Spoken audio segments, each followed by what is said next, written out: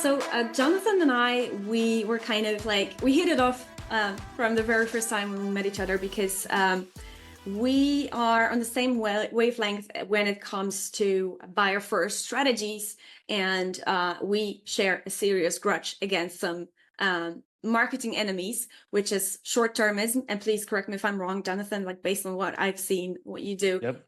these are all also your enemies. So short-termism and short-sightedness and pitch slapping. So like really like dragging people down the funnel with brute force and fragmented marketing and underestimating how brand efforts and creative efforts really improve efficiency. It's really an efficiency game right here. You're spot on. Yeah, so with Jonathan being the paid media wizard and me being more on the organic side, I thought, okay, this is an interesting combination, and we can jump on a little session here and exchange some war stories. And we chose the topic of paid media strategies for the real and messy buyer journey. So thank you, Jonathan. Thank you so much for being here and for agreeing to speak with me. Yeah, thanks for inviting me. Yeah, it should be good. See how many people are joining in. So that's really cool to see, even though there were some hiccups. Yeah, crazy technical glitches. Yeah, we blame LinkedIn and Zoom. I'm going to be writing a formal letter to both of them. How dare they? Exactly. Yeah, exactly. Yeah, so, there is this ambiguous, uncomfortable space, right? Where your prospects discover your brand. So they first hear about you, and then something happens, and then they buy from you or not, right? But we assume that some of them will buy, right? And that uncomfortable space, that's the messy middle, that is the biggest nightmare for marketers. And I call it the marketing waiting room. And so basically I'm designing waiting rooms for a living. And I do this with organic strategies mostly, but paid strategies also play a big role here. But because I'm not really a paid media wizard, just like Jonathan right here, I really would like to pick his brains or just hear his stories about like how to build this sort of waiting room with paid advertising.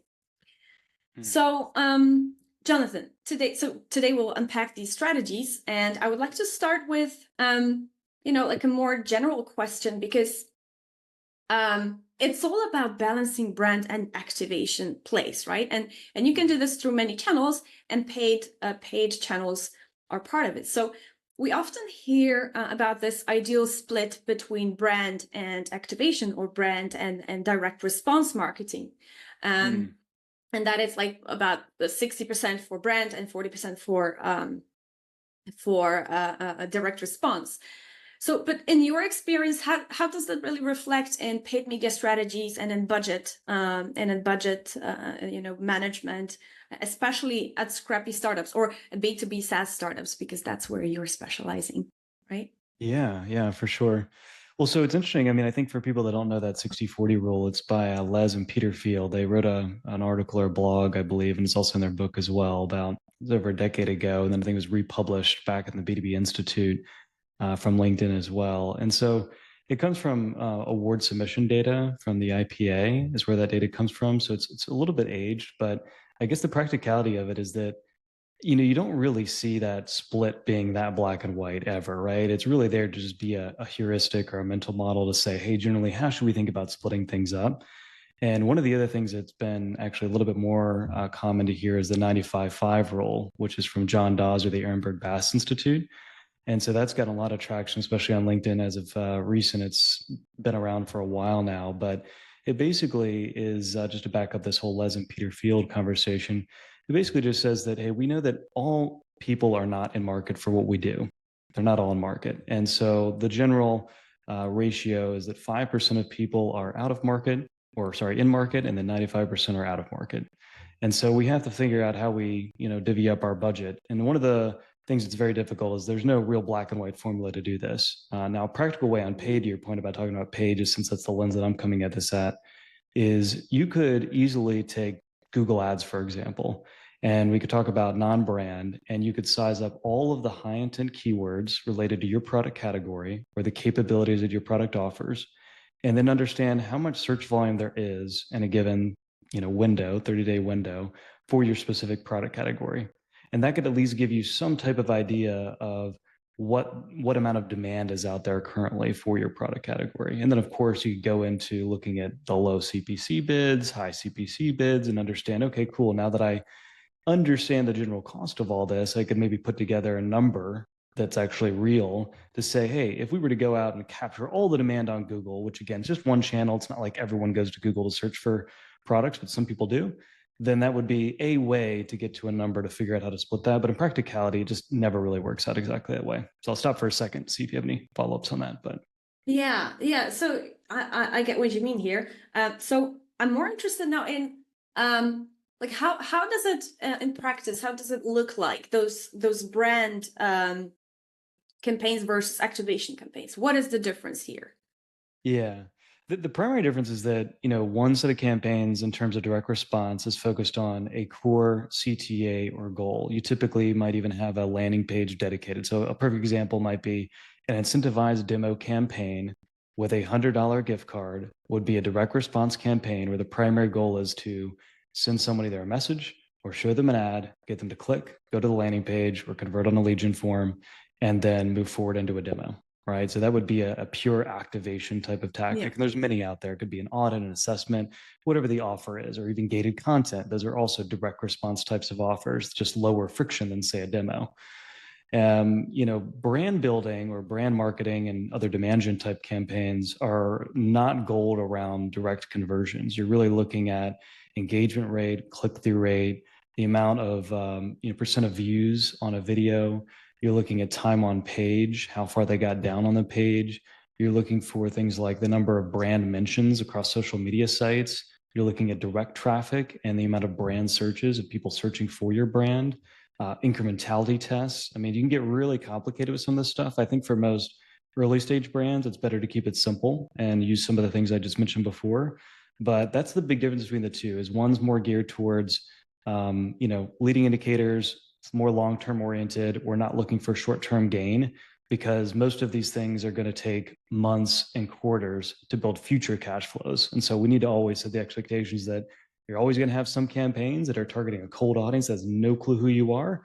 And we want to focus on aligning ourselves with the key buying triggers, or the academic term would be category entry points, with ultimately what our product does. So that when people do come in market, they think of us and they say, aha, I have a paid media problem, or I have a brand awareness problem.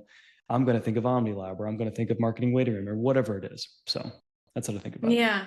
Oh, that's interesting. So you mentioned targeting, and that is where very often, like with paid ads, that is kind of breaks my brain sometimes. So because you cannot really, there is no way to track the entire journey of one person across all the channels, or it's not like, it's kind of utopia, right? Like you cannot do this, not possible, or at least not for, yeah. So how does targeting works, for brand awareness campaigns versus the activation campaigns? And I'm more interested in activation. So what if okay, we have this campaign, we want to activate people, we want to give them like a gift card in exchange for, I don't know, their time or a demo or whatever that is.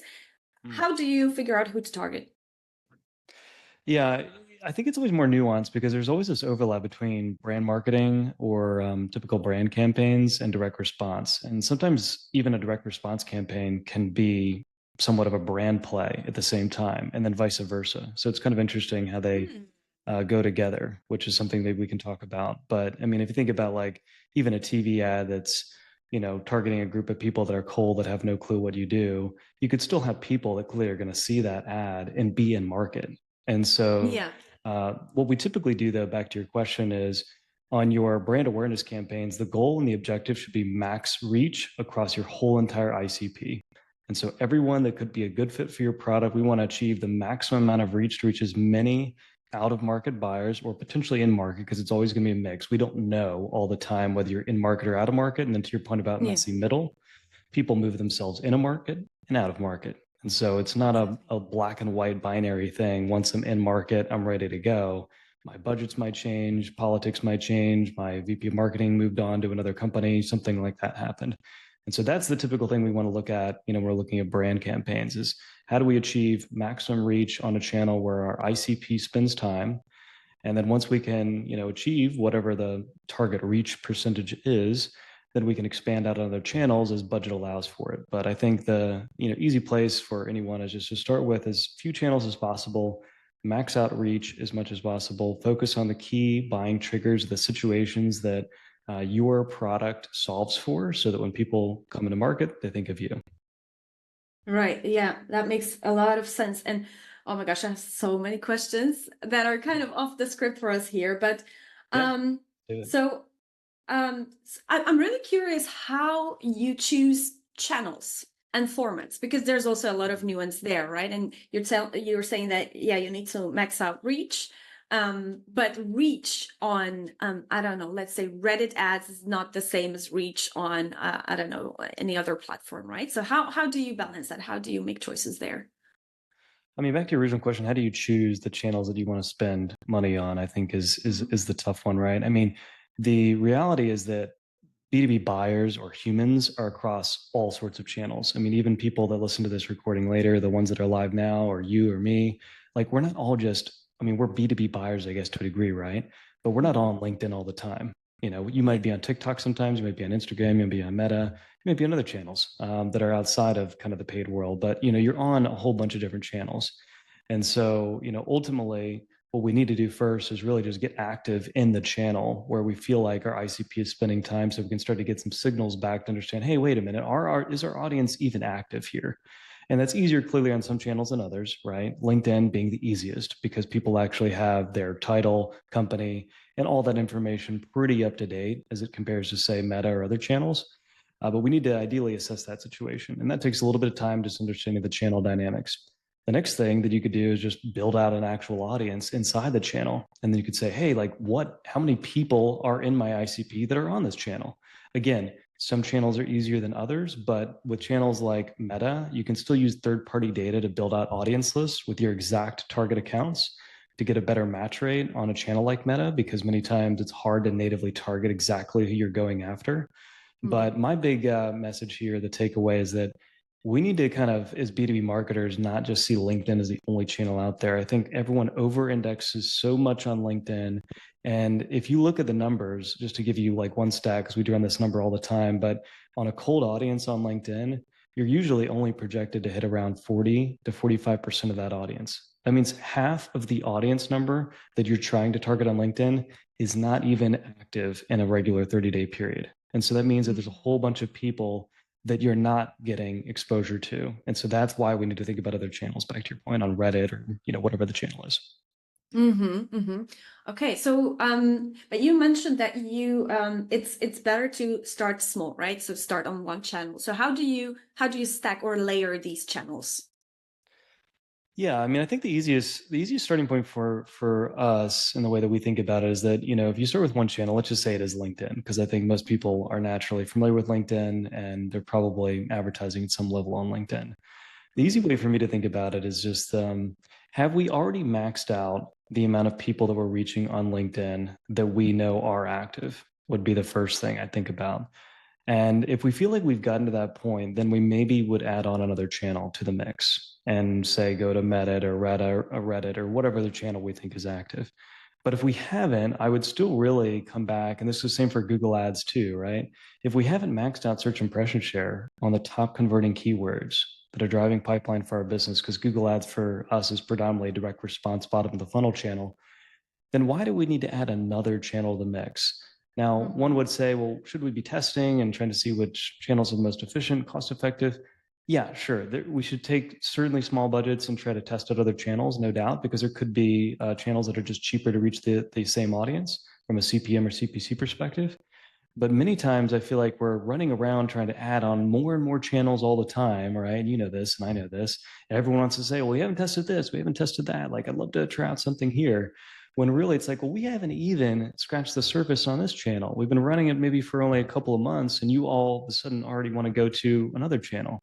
And so I'm not answering your question directly in terms of how you stack it, but I think I just push back on the question a little bit and just make sure that people have really gone deep into the one channel or couple of channels first before stacking on all the others on top of it. Yeah. And how do you feel about like the foundational work, that the pre-work that needs to go into that you have to set up before you even start Yeah. thinking about getting onto any channels. Yeah, I mean, I think, one example here, like, let's say that you're not spending any money on paid social. You're not doing anything on LinkedIn or anything on Meta. Like, what are some of the prereqs to wanting to even spend some money there? And do you do that in an instance when you just want to test out messaging? I generally lean on the side of avoiding using channels like, LinkedIn ads or Meta ads for just pure message testing. If you're in a position where you haven't spent anything at all, and really what I'm looking for first is like, one, the basics. Do we have a really deep understanding of our customer? Most Series B, C, D companies should have a pretty solid understanding at that point. If you don't, then that'd be a little bit nerve wracking, but really deep understanding of our customer, really Loctite targeting on our ICP or the specific segment that we're going after. That'd be obviously a big thing. And then from there, do we have any inbound traffic that's already hitting our website today that converts at a comfortable rate defined by each company based on your unit economics? And if we feel like some of those things are happening, then paid social will start to have certainly a much better impact on the bottom line, and whether it be from a brand perspective or direct response perspective, either way. But if you don't have some of those things in place, then it just makes it a lot harder to get information and a lot more expensive just to test messaging. There's all sorts of ways to test messaging out there. You and I both know, Winter. Winter's certainly one of the messaging testing platforms out there. You can also do it just on a more survey format or get people from your ICP out of the page in other ways. And so it doesn't have to be through a tool like Winter. And so I don't know, those are some ways to kind of think about it, at least. Of course, Yeah. lots of other little prereqs, but kind of going quick on the highlight reel. Yeah, no, that makes a lot of sense. So now one question that kind of is a follow-up on that is, so obviously the paid media strategies are not like a standalone strategy. This is not a standalone thing. It's like on its own, it's not going to have legs. So what do you recommend that is set up around this, or how does this paid media strategy complements other things that you're doing in your business or for your Yeah. clients? The perfect example there that I always say is that we should be literally one-on-one with the same target accounts as sales as much as possible. And the reason is because sales is likely already running some type of cold outbound motion to the same target accounts. And so marketing literally should have no excuse to target the same exact accounts, even on channels like Meta, where you can leverage third-party data.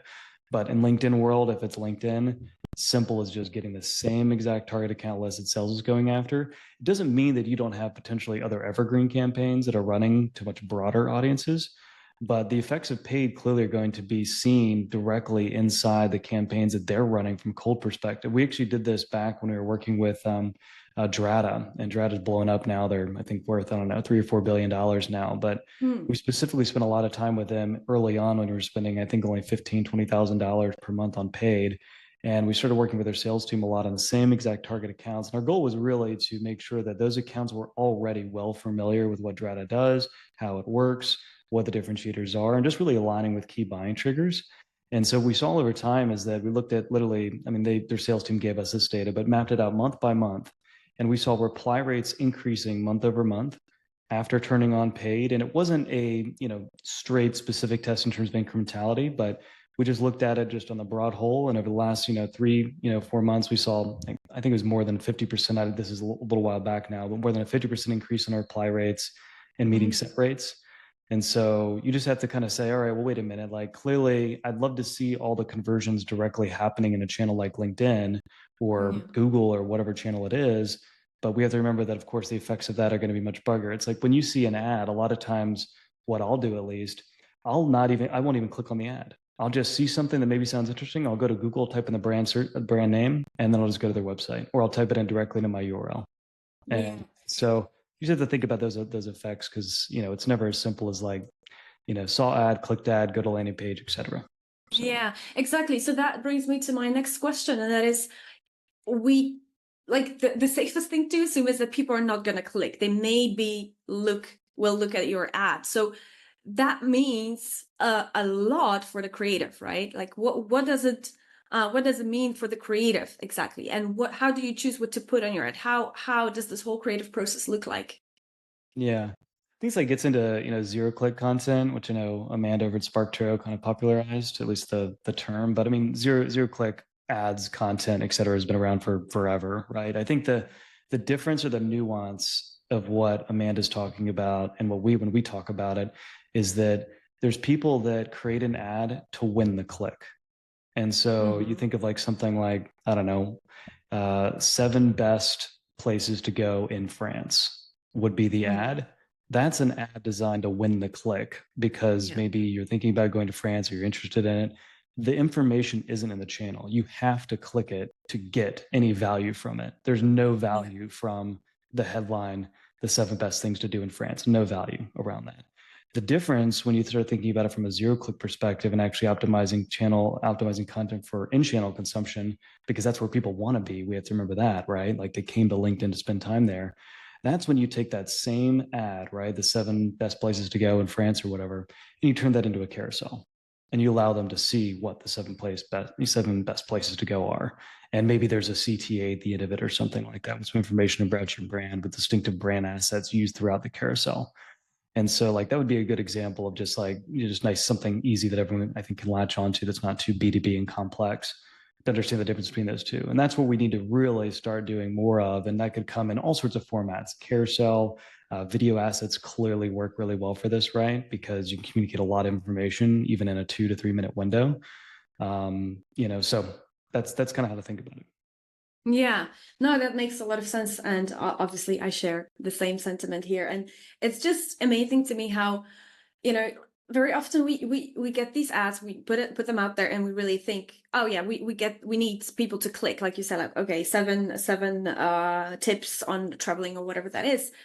And then what do you expect? Like, even if people click on it, then what do you really expect? Because you cannot expect that they're going to buy from you. You cannot expect that they're even going to sign up for anything. So if you do not, like, from my perspective, on what I've been like pondering a lot, is that you have to really uh, optimize for memorable impact, because people are just going to, like, they will give you this much of their attention, right? Exactly. So standing out is really, really the game here.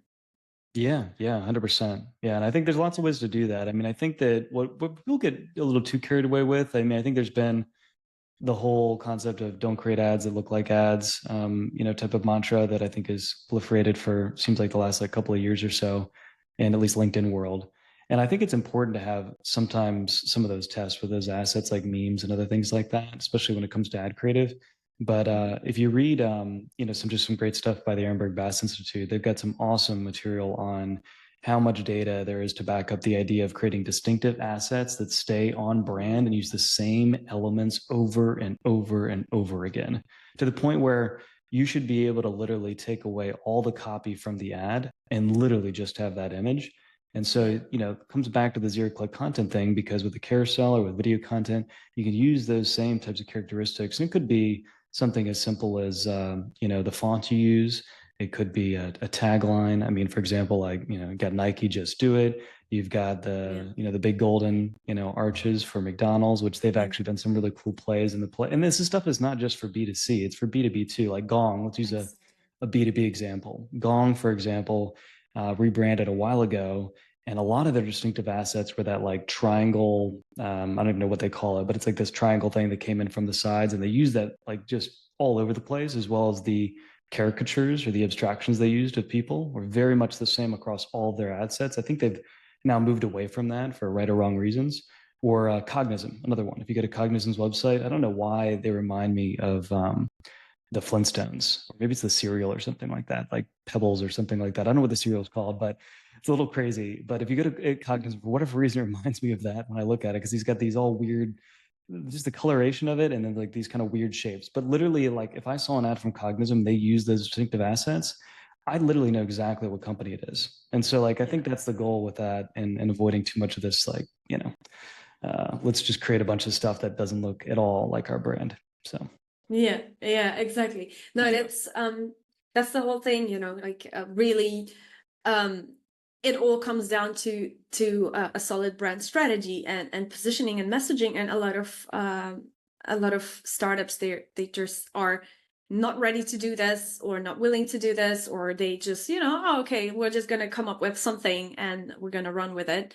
But there's so like, it's like really brain programming, right? So it's like really, I saw the other day, what was it? This comedy series where Barney Stinson, How Much Your Mother.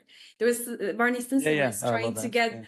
get, he was trying to they were like in a restaurant, and there he wanted to get his friends to go to this Japanese restaurant, and he just has been programming them like months before, like every time he sneezes, he would say that we would go to that restaurant, right? And then whenever he wanted to manipulate them into going to that restaurant, he would sneeze, and You'd they would be like, "Oh, sneeze. let's go there," right? So it's Exactly. kind of like that. I mean, it's dirty. It sounds manipulative, but of course we should steer away from this kind of like dirty tactics. But basically, that's it. And I feel Exactly. like a lot of marketers, they don't understand that, and that's why we're wasting a lot of money, because we're trying to do the impossible, right? We're trying to get that action. We're trying to get that. We think that we still think that we're the center of the universe and all the attention is going to us, but there's like people have zero attention, like almost zero. Yeah. And that's why you need to send those subliminal messages. That's why you need to repeat a lot. And you need to stand out, and you need to be clear what this message is, like when your audience is ready to buy, and what is that situation that you want them to think of your brand? What do you want them to remember? Right. That's all you're optimizing for. There's a great thing that's very related to this. I think it was John Lombardo that wrote a blog on Marketing Week about this a while ago, which of course is heavily influenced by the Ehrenberg Bass Institute. But they were talking about, I think he called it memory, or was it memory engine optimization or something like that. But basically, I'll send you the blog article, or we can attach it to the notes of this. But the basic concept, and I think we were talking about this even before a little bit, but the idea is that non-brand bidding on non-brand keywords on Google a lot of times can be too late. And so to your point about memory structures and just like how to get in front of that whole process of being the second or third choice once they actually get to Google, is, it just even use like an easy example that's a little bit maybe graphic, but let's say that you have or I have a massive cockroach problem, right? I've got bugs all over my house. They're in my cereal, they're in my sofa, they're everywhere, right? And I've got a problem. And so the first thing that I'm going to do is I'm going to immediately think like, all right, who's someone that comes to mind that's a bug extermination company? Have I ever used anyone in the past before? And if I had a good experience, I'm probably going to just call them up and just get them back over. If I don't have anyone, and I've never had a bug problem, then ultimately I'm going to go and say, all right, well, what are some brands that come to mind? What are some brands that maybe I've seen or heard of, or just anything that I can recall? Because it's easier. I'm not going to ask a friend or go to my Exactly. neighbor or go to a community, or I'm not going to go to Google until I've kind of exhausted. All right, I can't think of anyone. Nope. But in this case, let's say that, Terminix, for example, is top of mind. Terminix is one brand I do know. I've never had a bug issue, but they do come to mind because they've got the big X and this, they have this kind of like bright green all over their trucks. And I see the trucks, all around in the city that we're at. And so they come to mind as a brand. And so I'd likely look at that brand Terminix, go to Google, and I type in their brand name, Terminix, and then I'd maybe convert on a landing page. Now in B2B, nothing's that simple and transactional in most cases. And so you'd ultimately have to do due diligence, and you'd have to look at multiple different types of products, et cetera. But even still, if that happened, you'd still be the first one to come to mind that was familiar in the brand, in the mind of the buyer, which is playing into the mere exposure effect, which is just, the amount of repeated times you hear of a brand, the more likely it is to come to mind, et cetera. And so the reason that non-brand and bidding just on non-brand keywords on Google is too late is because people are already accessing memories. And then even beyond that, let's say no one comes to mind to finish that whole story. Then I might ask, a friend, I might ask you, hey, who's a good, agency XYZ for this, or who's a good XYZ, person for that. And so anyway, I think like that's the train of thought that we typically go down.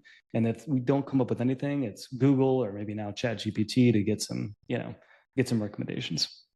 Yeah, exactly. And this is like very often when I start with my clients, they're like, yeah, just run some Google ads. This is the most straightforward thing to do. Like there's the people who are looking for solutions, right? But the problem is that you really, you're going to spend a lot of money to try to, convince people who already have some, preferences, to convince them that you are the better one. And you can't do this but only if you really have a good reason, or you have something really revolutionary to tell there, and you're going to kind of redirect them from your competitors in less moment, right? Exactly.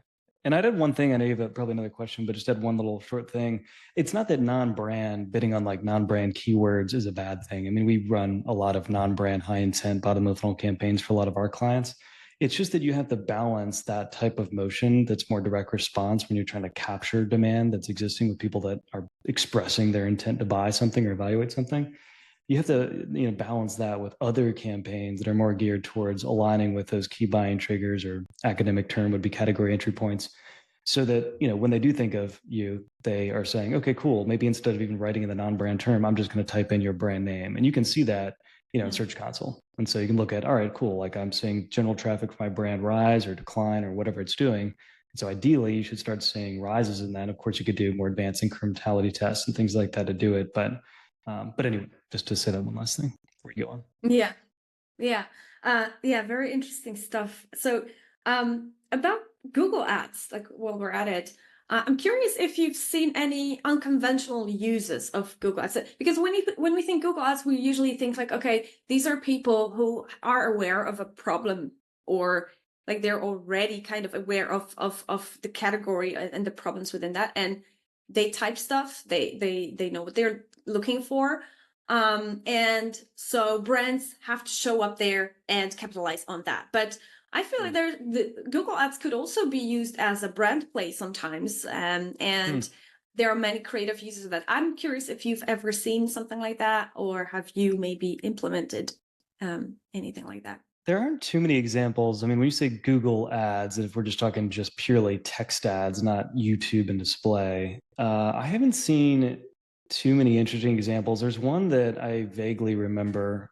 We don't use it a lot for brand building. It's to be very short, for us, but I'm sure there's some interesting use cases. But Grammarly at one point had some great text ads where they were just literally going after like the definitions and spelling of certain words, and so people would like commonly misspell XYZ word, and they had a very kind of clever, funny ad that helped them figure out how to spell that word better or something like that. And so I think they were really accessing the frustration people had with trying to figure out how words were spelled. And I believe, I don't know this for direct, I haven't heard this directly from the Grammarly team, but I would imagine they looked at search volumes for some of the most misspelled words and ran ads against those, just knowing that there's a lot of volume for it, and it'd be a great way for people that struggle with misspelling things. And they use that as a way to kind of use a very kind of clever, funny brand voice within the text ads to then direct people to, hey, use Grammarly. We struggle spelling that word too. It's a pain in the ass, and you should be using Grammarly to just have it autocorrect immediately on the fly. So that might be an interesting one. There's not too many that come to mind outside of that, though. For me, outside of like YouTube and display, clearly. So yeah. Awesome. I had to take a note. It's a great example. Thank you for sharing. Charlie says Cognizant did a very good competitor keyword strategy. Apparently it worked very well for them. The ad copies are very good. You should see it if you Google Zoom info. Okay, cool. Thank you so much for sharing. I love cases like this. Definitely. yeah. Taking a note here. Okay. So we still have 15 minutes to go, but I want to let you go the 5 minutes before, because you said that you have a meeting. So let's move on to the next question. So how do you usually work with clients who have you already mentioned that you work with clients who have their messaging figured out, or do you also kind of work with those who don't, and you kind of help them or guide them through this process, or how does that work? Yeah.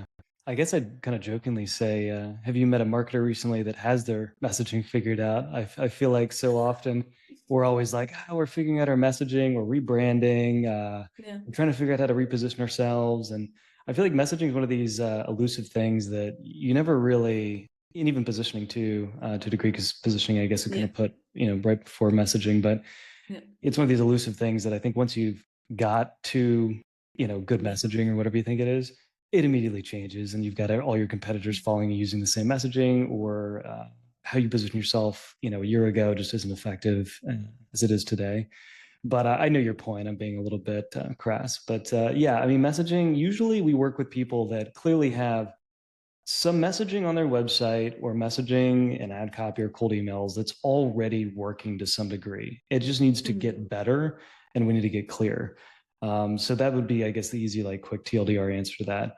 The one thing I would say that I think most people struggle with, and love the guys, Robert and Anthony over at Fletch. I'm sure you know them, but Yeah. they've kind of highlighted something that I think we've all talked about for a while, and they've put the microscope into this one little thing, which I think is great because a lot of people are struggling just with being clear and specific about what they actually do. I think it's so often where we use like examples like HubSpot, which I think if you go to your website, their website right now, it's like grow better with HubSpot, or Salesforce might be, I don't know, something just really broad and vague. Even if you go to some of the product solution pages, and it's because those brands are already so big, we already generally Yeah. know the types of things that they do. And so I think that commonly with messaging, we get into these weird bouts where we want to be way too clever or way too broad, like the next revolutionary AI platform to advance your revenue or something like that. You're like, what the hell do you do? Just tell me what you do in like clear language. And I feel like a lot of messaging needs to be focused more on that. And so I think the back to your question, it's really kind of taking a step back and saying, okay, do we at least have some general theories on like what messaging is resonating today? Cool. If we do, let's go amplify that more with paid because we're already taking something that generally is starting to work and not wasting too much money on paid to amplify a message that maybe is not what we want to be associated with. And then we're just Hmm. trying to refine that message and make it clear. And I think it's where like product marketing as an org is for me probably the one of the most important departments and or person if it's a smaller org to have in a company because I think this is where most people struggle. I think it's really easy to create gated content, just top of funnel content, generally speaking. But to get really clear on the product so that people attach themselves to the core things it does and the problems it solves, man, like we just need to do a better job there. So Yeah, definitely. So I'm just curious about that part. So you don't have to answer that. I'm not sure if that is really what you have experienced, but when you start working with a client and you obviously you're responsible for setting up the paid strategies, paid media strategies. Are you working really with like creative teams, or who comes up with the copy? Who comes up with context? How do you collaborate with these people? How does this work? yeah, the way we do it is kind of two pronged. We have two tabs in our onboarding doc to get like it's really practical because theoretically, anyone could do this. Is we have messaging pillars that are Mhm. broken out by the different segments we're targeting. Messaging pillars are just like what's the core thing that we're trying to communicate to this audience. It's effectively a creative brief and just kind of a much more shortened, abbreviated version. And so once we understand like what we're trying to communicate to an audience, then what we'll do if it's a product marketing type of campaign is we'll break out another tab which has the headers. I think it starts out with the feature, then it's the current way they do it, the future state of what it would look like to do it with our product, the actual capability of the job to be done, the problem that it's solving, and then the landing page and any other keywords that possibly are associated. And with those pieces of information, then we can kind of get together a really great piece of ad copy that really resonates because now we know generally the direction we're trying to go in terms of what we're trying to say. And again, has to come from direct. This has to be aligned with the marketing strategy. This is not a, hey, I'm a paid media manager. I'm going to go just test some stuff. No, no, no, no, no, no. We can't do that type of thing. This has to be 100% aligned with the core marketing strategy so that Yeah. all channels, not just paid, but all channels are aligned with whatever the core messaging pillars are. And those, of course, can change and they'll adapt. It's not like they're set in stone, but we need to have some type of baseline.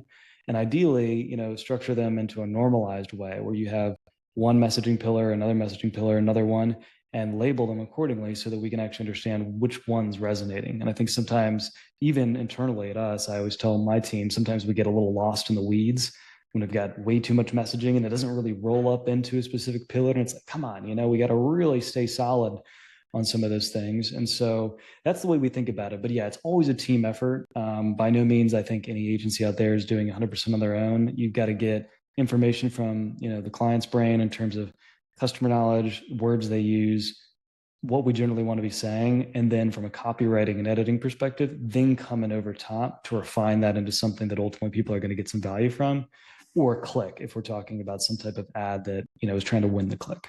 So yeah, exactly. And that's the thing, I really like what you said about making sure that this is all rooted in the general marketing strategy, because at least from my experience at scrappy startups, early stage startups, they have a very channel centric approach, and they just do like fragmented things on all the channels. And crazy. the thing is that, like, if you think about it, if you think about the marketing waiting room, if you think about the 95.5, it doesn't make sense, because the only thing that connects it all is your message, because you cannot follow people on all these channels, but you can broadcast the same message on all these channels and maximize your chance of that being heard, remembered, understood, and thought of when the time is right. And that's it.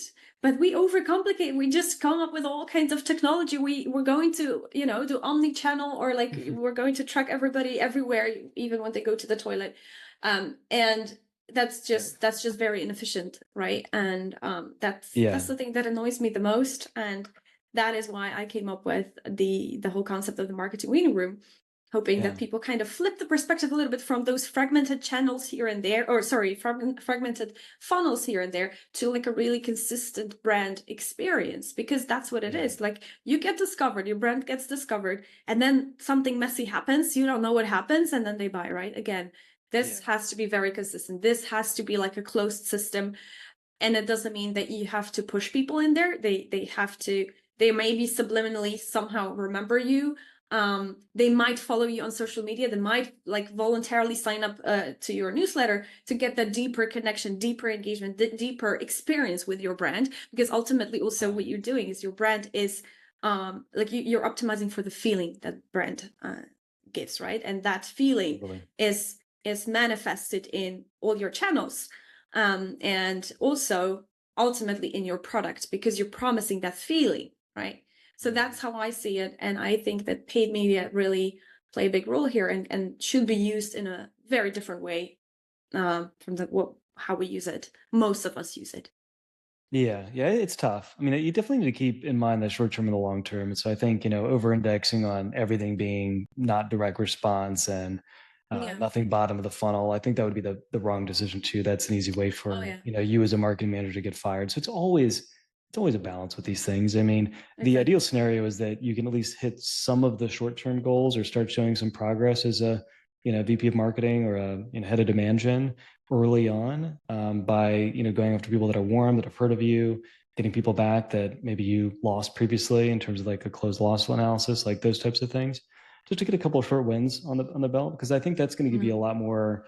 It's going to give you a lot more power when you get in the room with a CEO, assuming they're a non-marketer, to say, hey, like, we really need more budget for this. We're already hitting some of these goals. Here's what I want to take some bigger bets on long term to generate future cash flows for the business. And here's generally the type of metrics that we're going to track to know if this is starting to work or not. I think that like that type of conversation is we're using, and I mean, this is something that we don't advise on this directly, but it's just something I know has worked in the past when we've had these conversations. And so I think if you took that approach, you'd have a much easier time to, have the budget to actually experiment with some of this stuff versus constantly be in the, like you've said countless times, in the short term type of mentality. Hey, how do we get a lead today? How do we get a lead tomorrow? So. Yeah, exactly. Okay, Jonathan, I'll let you go, just like I promised, 5 minutes before, so you can go to your meeting, take a break before. But thank you so much for sharing your insights. This has been really, really super cool to hear your side of the story and your experiences. And yeah, thank you so much for spending the time here with me today. Love it. Yeah, likewise. Thank you. Thank you so much. All right. Well, thanks for listening to the Demand Podcast. If you liked this episode, could you do me a huge favor and leave a review? We would really, really appreciate it. This will not only help more B2B marketers learn what's working and what's not, so we all can drive more demand for our businesses. Also, if you happen to be in market and you're looking for a great partner to help manage paid media, build engaging ad creative, or set up proper conversion tracking, go to www.omnilabconsulting.com or find me, Jonathan Bland, on LinkedIn. We'd absolutely love to have a chat with you. Thanks so much, and see you in the next episode.